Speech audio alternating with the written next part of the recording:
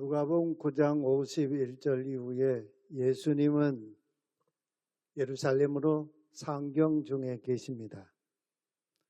지도를 보시면 예수님 그동안 갈릴리 지역에 이렇게 중심으로 활동하시다가 이제 이렇게 예루살렘으로 지금 상경을 하고 계십니다. 누가는 예루살렘 상경 이유를 9장에서 이미 2번이나 밝혔지요.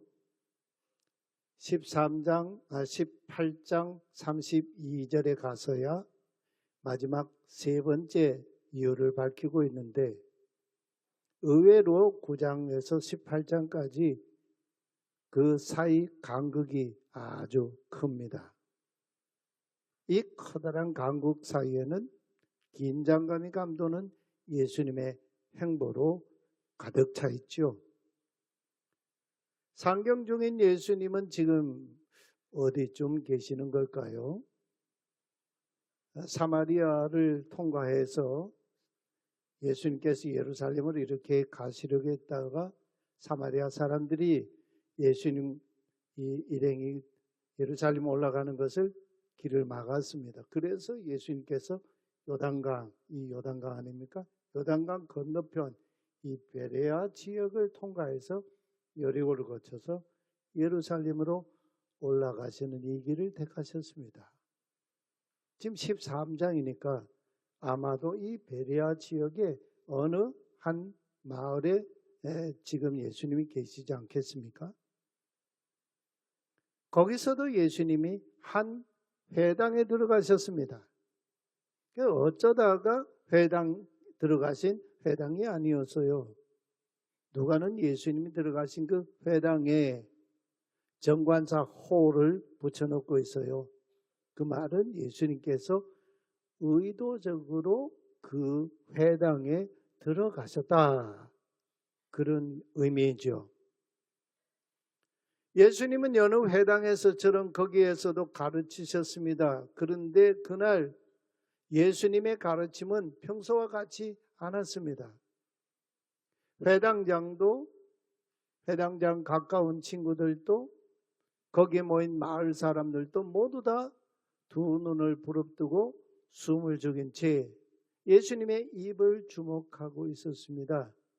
예수님을 자기 회당에 강사로 모신다는 게 쉽지 어디 그리 쉬운 일이겠습니까? 모두 다 고개를 번쩍 들고 눈이 뚫어지게 예수님을 주목하여 쳐다보고 있었습니다. 근데 예수님의 가르침이 그 회당에서 영 이상했습니다. 근데 그 회당에는 유독 한 사람, 예수님을 쳐다보지도 못하고 한쪽 구석대기에서 쭈그리고 앉은 한 여인이 있었습니다. 누가는 그날 그 회당에서 예수님의 가르침이 어떤 방식으로 그 회당에서 가르치셨는지 우리에게 증언해 주고 있죠. 오늘 이 말씀은 누가만 증언하고 있어요. 사복음서 기자 중에요. 누가는 그 상황이 예수님의 가르침의 방식이 얼마나 급박했으면, 그런데 보라 카이두 왜 힘내 카이두, 그런데 보라, 이 감탄사거든요. 보라 이렇게 하면서 우리에게 예수님의 가르침을 지금 증언하고 있어요. 누가는 분명히 예수님께서 그 회당에서 가르치고 계셨다 합니다. 근데 그날따라 예수님의 가르침이 평소와는 영 딴판이었습니다. 평소에는 입을 열어 가르치셨죠. 근데 그날은 달랐습니다. 한마디 말씀도 없이 어느 시점부터인지는 알 수 없지만 딱 한 사람을 뚫어지게 보고 계셨습니다. 아니 예수님의 눈은 이미 그 회당에 들어가시기 전부터 그 여인을 주목하셨는지도 모르겠어요. 회당에 모인 사람들은 다 놔둔 채 말입니다. 딱 한 사람만 쳐다보고 계셨습니다. 여러분, 아니 지금 회당에 모인 사람들은 다 예수님을 주목하여 쳐다보고 있는데, 근데 막상 예수님은 그 많은 사람들의 시선을 피한 채 딱 한 여인만 쳐다보고 계시니 말입니다. 근데 더 이상한 게 있었습니다. 예수님은 이 여인만 뚫어지라 쳐다보고 계시지만 이 여인은 예수님을 쳐다보지도 못하고 있었습니다. 이렇게 시선이 서로 엇갈릴 수가 있습니까? 웬일인지 이 여인은 고개도 들지 못하고 있었습니다. 이 여인은 혼자만 땅바닥만 보고 있었습니다. 이런 여인에게 시선을 주는 사람이 있었겠습니까? 물론 없지요. 그러니 여인을 예수님만 혼자서 바라보고 계셨습니다. 여인을 향한 예수님의 이 시선이 그 회당에서 벌어지고 있는 누가가 증언하는 예수님의 가르침이었다는 거예요. 우리가 말을 하지 않아도, 행동하지 않아도 눈빛으로 말을 주고받기도 하지 않습니까? 눈빛으로 말을 다 서로 주고받지요. 마음 눈빛이 통하면 그게 다 서로 무슨 얘기인지 다 알지 않습니까? 이 여인을 뚫어지게 바라보시던 예수님께서 마침내 입을 여서 말씀하십니다. 이 여인을 부르셨습니다. 오늘 본문에 나오는 이 부르시다는 동사, 프로스포네오라는 동사인데, 프로스라는 말은 가까이라는 전치사죠. 가까이. 포네오라는 말은 큰 소리로 부르다, 불러내다, 그런 뜻이에요.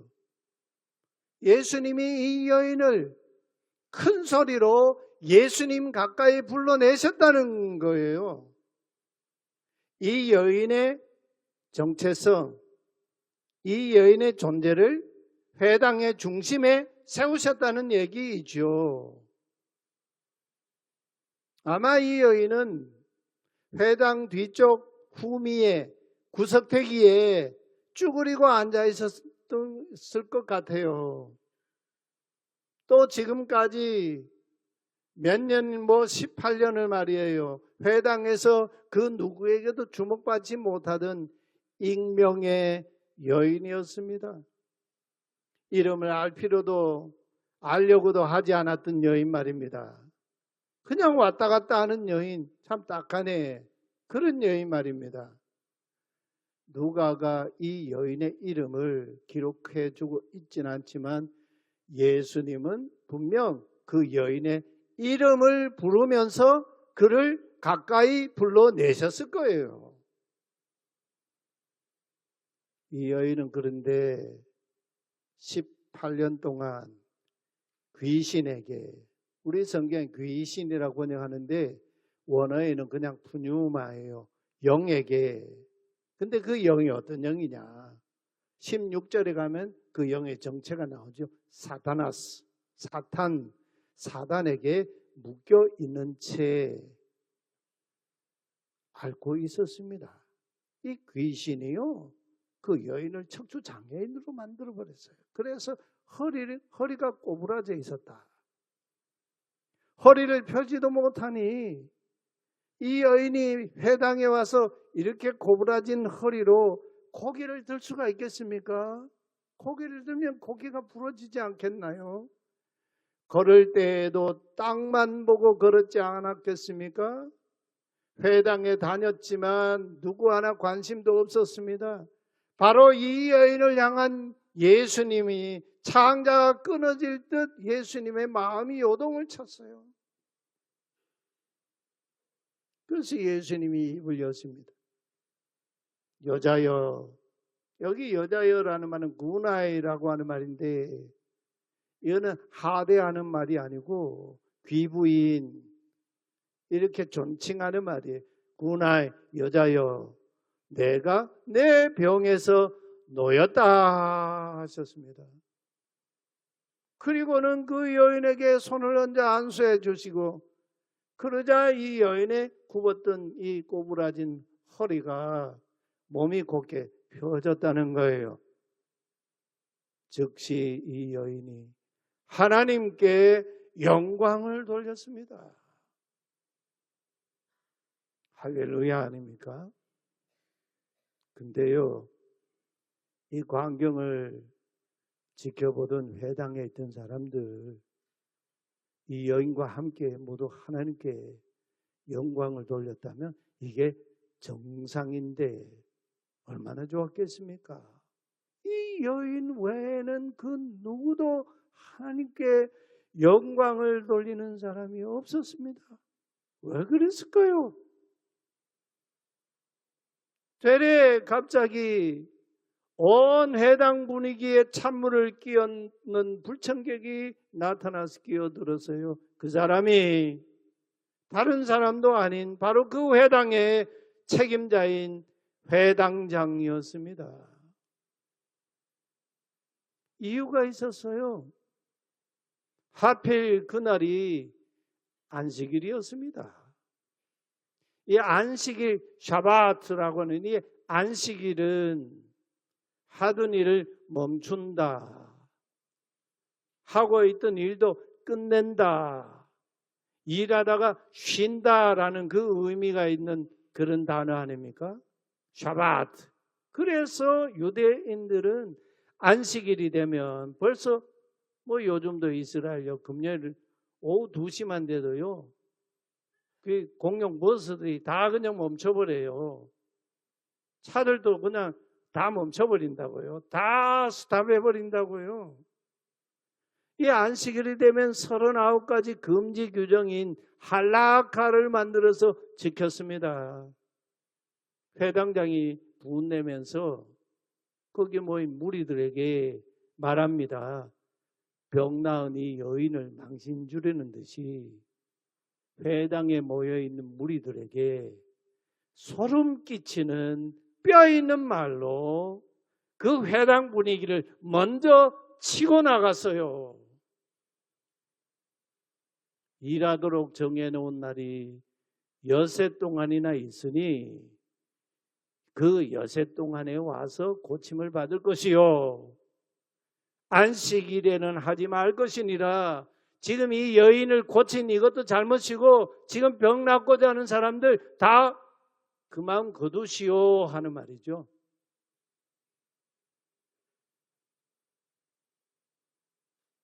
오늘의 이 회당장이 누구일까요? 여러분 혹시 우리 정릉교회 안에서 이 회당장 같은 사람 보지 못했습니까? 그런 사람 만난 적 있습니까? 우리 교회에서 그럴 가능성이 가장 농후한 사람이 바로 담임 목사인 저입니다. 설교하는 저 말입니다. 제가 바로 그런 사람 아닌지 저 이 말씀 읽으면서 제 가슴이 그냥 두근거렸어요. 때로 장로님들이 회당장 같을 때는 없었나요? 목사가 아니어도 장로가 아니어도 교회 구석구석에서 이런저런 책임 맡은 사람들이 때로 그곳에서 회당장 노릇하고 있지는 않나요? 솔직히 말하면 우리 중에 누가 자기 주장, 자기 생각, 자기 판단 없는 사람이 있습니까? 다 있어요. 다 말을 하면 다 각각 다른 말이에요. 대체 누구의 생각, 누구의 주장, 누구의 판단을 따라가는 게 맞습니까? 만약에 그것이 하나님 말씀과는 아무 상관도 없는 것이라면 어떡합니까? 우리 스스로 만들어낸 전통이나 우리의 몸에 익숙해진 관례 관습은 아닌가요? 지금 회당장이 말하는 안식일, 샤바트 금지 규정 이런 얘기예요. 이 여인이 비록 척추장애인으로 18년 이렇게 알아왔지만 이 여인 오늘 아니도 당장 죽을 병도 아닌데 18년 동안 그렇게 살아왔는데 굳이 안식일에 이 여인의 병을 고치느냐. 바로 이거거든요. 이 주장이 하나님의 말씀, 우리 인간을 향하신 하나님의 뜻일까요? 아니에요. 바리새인 토라학자들이 만든 전통이고 관례이죠. 자기들이 만들어 놓은 전통 관례를 어겼다고 지금 분노하고 있는 겁니다. 예수님께서 침묵하지 않으셨어요. 정면으로 그 회당장의 그 말에 동조하는 그 모인 사람들에게 맞서서 외식하는 자들아. 외식한다는 말은 요즘 우리가 쓰는 말로 하면 겉 따르고 속 따른 당신들 이런 말이에요. 그 호통치셨어요. 되레 그들의 아무 의미도 없는 안식일 신앙을 예수님께서 들춰내세요. 외식하는 자들아, 너희가 각각 안식일이지만 자기의 소나 나귀를 외양간에서 풀어주고 끌고 가서 물도 마시게 하지 아니하느냐. 지금까지도 오늘도 너희들 그렇게 하고 왔지 않느냐. 예수님이 이렇게 말씀하세요. 저 집에도 마당에서 크는 이 개가 있거든요. 이름이 제구예요. 제구, 제가 주일날 아침에 이렇게 나올 때 꼭 제구가 와서 이렇게 인사로 와서 꼬리 흔들면 머리를 쓰다듬으면서 제구야 오늘은 하나님을 예배하는 날이다. 그리고 밥도 주고 물도 떠주고 제가 교회 옵니다. 오늘도 제가 물 먹이고 밥 떠주고 와요. 16절 말씀 우리 같이 한번 읽어보실까요? 그런데 이 여자는 아브라함의 딸인데 사단이 무려 18년 동안이나 묶어두었단 말이요. 그런데도 안식일 날에는 이렇게 묶인 데서 풀려나서는 안 된단 말이요. 회당장 때문에 분노가 들끓던 그 회당에 무슨 일이 일어났습니까? 17절 말씀 우리 같이 봉독합니다. 예수께서 이 말씀을 하시매 모든 반대하는 자들은 부끄러워하고 온 무리는 그가 하시는 모든 영광스러운 일을 기뻐하니라. 놀라운 사건이 일어났어요. 안식일 샤바트는 더 이상 단순하게 하던 일 끝내고 멈추고 쉬는 날이 아니에요. 생명을 살리기 위해 해방시키고 묶인 것을 풀어주고 병든 자를 고쳐주는 날이 안식일이에요. 저와 여러분 예배하는 우리 각 사람도 외식하는 신앙인이 되지 마십시다. 이 외식하다는 이 동사 휘포크리테스라고 하는 이 동사는 가면이라는 의미를 가진 단어예요. 히포크리테스. 연극하는 배우가 무대 위에서 연극할 때 가면을 쓰고 예수님 당시에 말이에요. 연기한다. 그런 의미가 히포크리테스. 외식한다는 의미예요.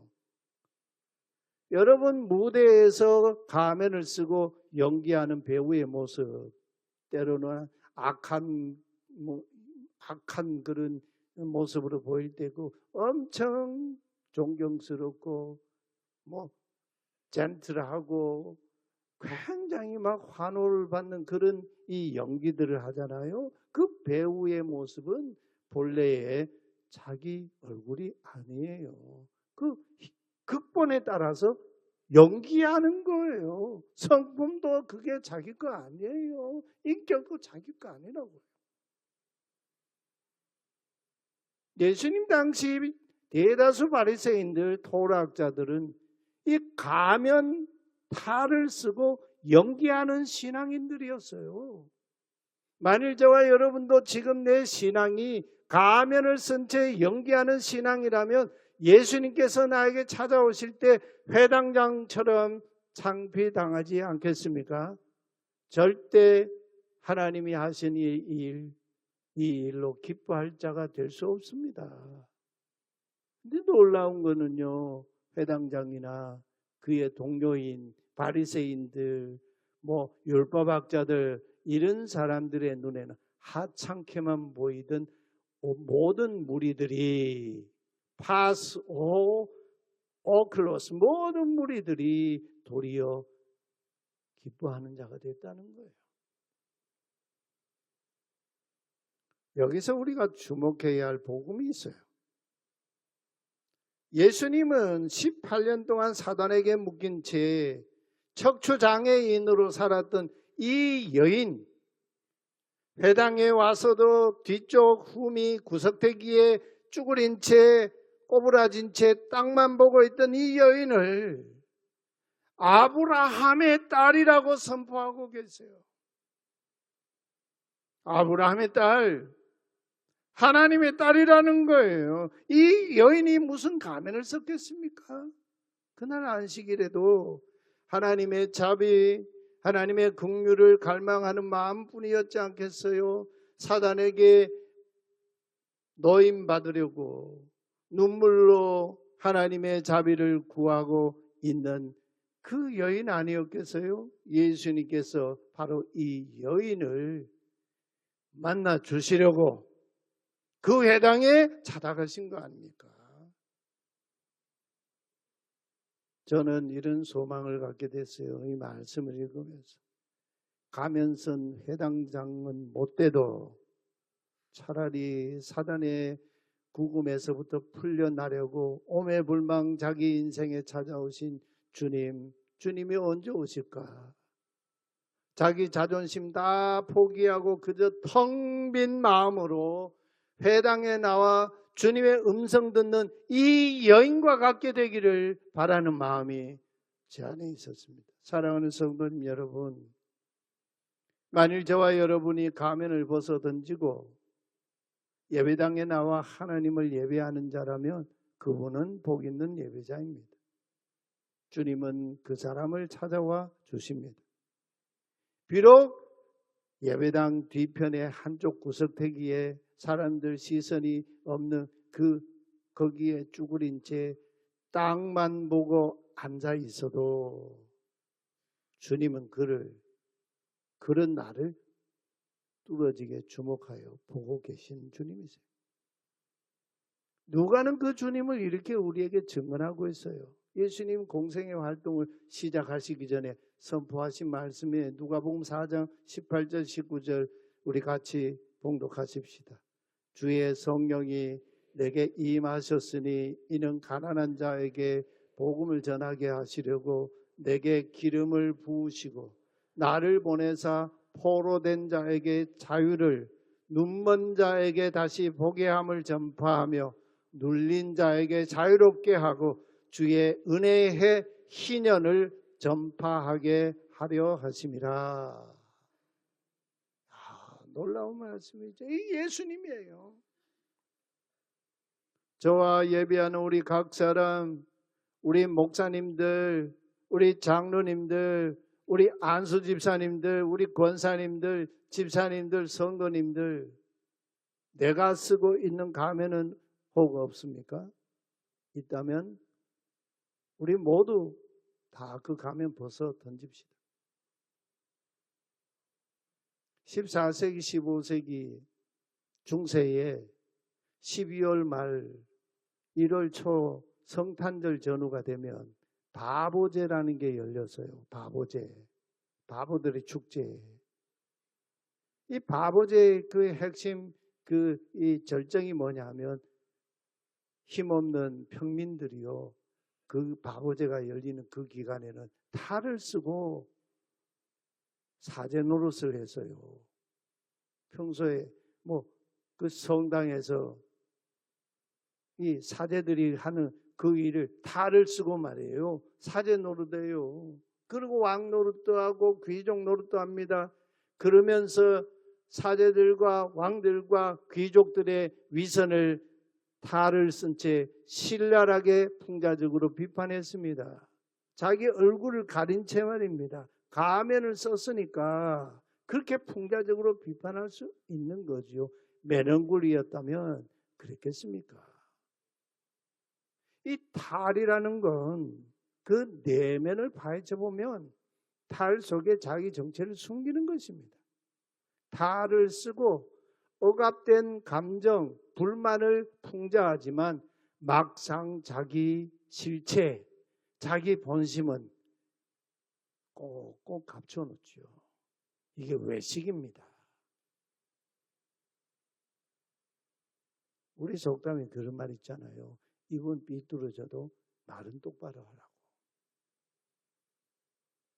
우리는 절대로 탈을 뒤집어 쓰고는 하나님 앞에 나갈 수가 없어요.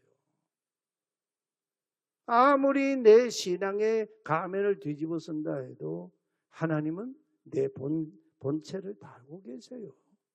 가면을 뒤집어 쓴 회당장 보십시오. 여인의 생명을 털끝만치도 존중하지 않았습니다. 자기 집에 짐승, 소나 나귀만도 못하게 취급했습니다. 이 여인을 사람 취급도 안 했습니다. 그렇다고 집에 소나 나귀를 함부로 귀하지 않다, 함부로 대하라, 그런 말씀이 아니지 않습니까? 사람 취급도 못 받는 그 여인을 사단의 압제에서 풀어주시려고 그 회당을 찾아가셨던 예수님의 하나님 나라 복음, 생명같이 이 복음을 겨자씨 하늘로 심어 가꾸어 갑시다. 언젠가 공중에 새들이 와서 깃들인 나무가 될 것입니다. 오늘 이 말씀 바로 다음에 나오는 비유 아니에요. 연결이 되어 있는 말씀이에요. 또 여인이 자기 떡반죽 그릇에 넣던 가루 서말 속에 사람들이 눈에 보이지 않는 몰래 갖다 놓은 아주 적은 양의 누룩이 그 가루 전부를 부풀게 하듯이 내가 속한 소그룹, 크고 작은 공동체, 우리 각자의 삶의 자리에서 여인의 누룩 같은 이 생명같이 하나님 나라 복음으로 전부 다 부풀게 하는 누룩을 사랑하는 저 여러분 되시기를 소망합니다. 우리 함께 찬양하십시다. 마음이 상한 자를 고치시는 주님,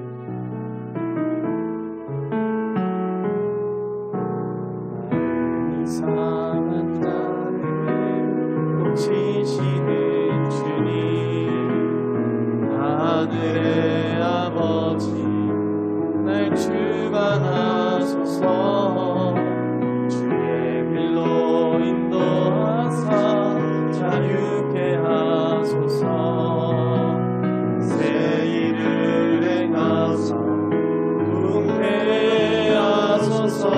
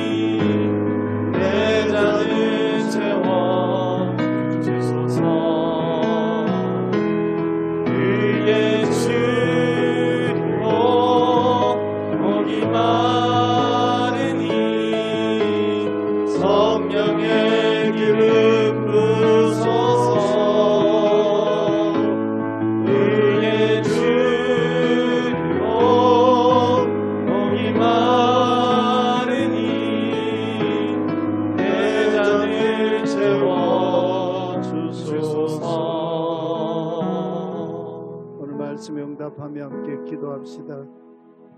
오늘 이 말씀으로 우리 주님께서 정릉교회 예배당에 찾아오신 것 감사를 드립시다. 그러나 주님은 우리에게 이 시간 큰 소리로 웅변하시듯 말씀하지 않습니다.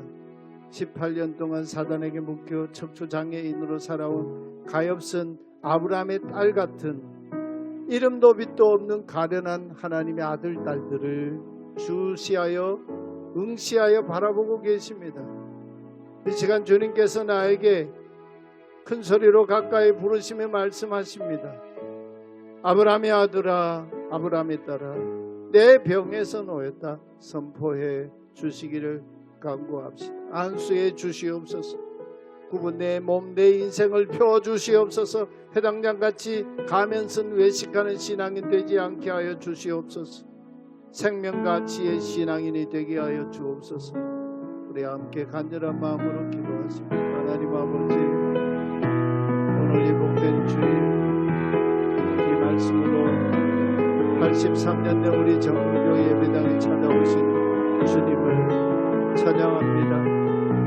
주님, 오늘 그러나 우리에게 큰 소리로 웅변하시듯 말씀하지 않으시고 그저 18년 동안 사단에게 묶여 척추장애인으로 살아온 가엾은 아브라함의 딸 같은 이름도 빛도 없는 가련한 하나님의 아들 딸들을 응시하여 오늘 바라보고 계십니다. 이 시간 주님께서 나를 바라보시고 나에게 큰 소리로 가까이 오시며 말씀해 주시옵소서. 아브라함의 아들아, 아브라함의 딸아, 내 병에서 놓였느니라 선포해 주시옵소서. 안수해 주시옵소서. 굽은 내 몸 내 인생을 펴주시옵소서. 해당장같이 가면서 외식하는 신앙인 되지 않게 하여 주시고 생명같이 하나님 나라 복음을 붙들고 나아가는 사람 살리는 생명의 신앙인 되게 하여 주시옵소서. 주님, 오늘 말씀 앞에 서고 보니 바로 내가 가면선 외식하는 회당장이었습니다. 나의 이 가면을 벗겨 주시옵소서. 여인과 같이 겸손하게 주님의 시선 앞에 내 모습 이대로 주님의 긍휼하신 사랑 받아 누리는 겸손한 신앙인 되게 하여 주옵소서. 가면보다 하나님 나라의 복음인 생명 가치를 구하고 이 복음이 내 인생 가운데 겨자씨 하늘같이 자라고 여인의 누룩 같아서 우리 삶 속에서 자라고 가지를 내고 또 전부 부풀게 하여 생명 살리는 아브라함의 아들 딸 되게 하여 주옵소서. 선선한 가을 주신 하나님 감사합니다. 예배하며 예물들에 봉헌합니다. 먹고 마시고 입는 삶의 문제로 염려하지 말고 먼저 하나님 나라를 구하고 하나님의 정의를 구하여 하나님의 기쁨 되는 성도, 하나님의 기쁨 되는 가정, 우리 정릉교회 되게 하여 주시옵소서. 영원한 생명 하나님 나라를 우리에게 상속하여 주시는 예수 그리스도의 이름으로 기도하옵나이다. 아멘.